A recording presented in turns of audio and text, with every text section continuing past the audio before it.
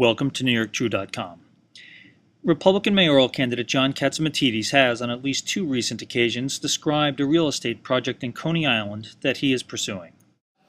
We are also building, we got approved to build 3 towers in Coney Island. And we're the only ones, we'll be the first ones to build 3 beautiful towers on Coney Island.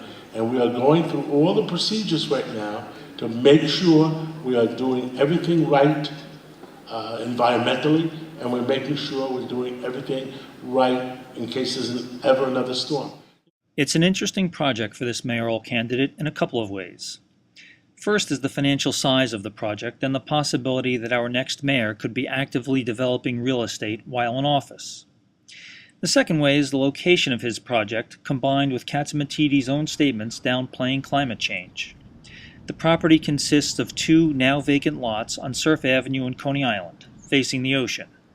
In a post-Sandy world, the dangers and potential damage from a rising sea are even more apparent, but Catsimatidis appears prepared to continue putting his own money at risk. At a mayoral forum last week, we asked Catsimatidis about this project. So even though people complain that I don't believe in climate change, I do believe that we should take extra precautions regardless. So with that building site and the buildings that you're planning there, were they designed before Sandy? They were designed before Sandy by an architect that specializes in Florida properties. And the Florida properties, they're in direct, a direct hit against hurricanes down in Florida. So we will take every precaution to make it a world-class building with new precautions where you have generators on the 10th floor instead of the basement. You'll have parking on the 2nd floor and above instead of the basement.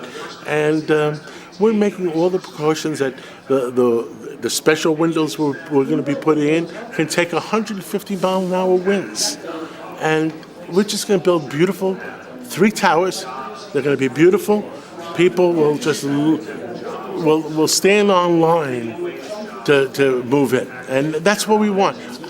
At this stage of life, I want to create something that's beautiful, and I'm not doing necessarily because of the money. And on those sites, is there infrastructure needs that are going to have to be, or infrastructure that's going to need to be expanded or added to in order to support buildings like that? No, but we have good architects. They're working on it right now, and they're taking extra precautions to make sure that not only beautiful buildings, but they are the safest buildings. People, whether there's a hurricane or not a hurricane, the elevators are going to run all the time. The lights are going to run all the time. So we're not going to create a problem where people live there and there's a hurricane and Con Edison doesn't have any power. We'll have the power. Catsimatidis has controlled the property since 2008, and the project has been winding its way through the city approval process for quite some time. As of last week, Catsimatidis estimated that he will have shovels in the ground for the first tower in late November, with completion of that tower 14 to 16 months later.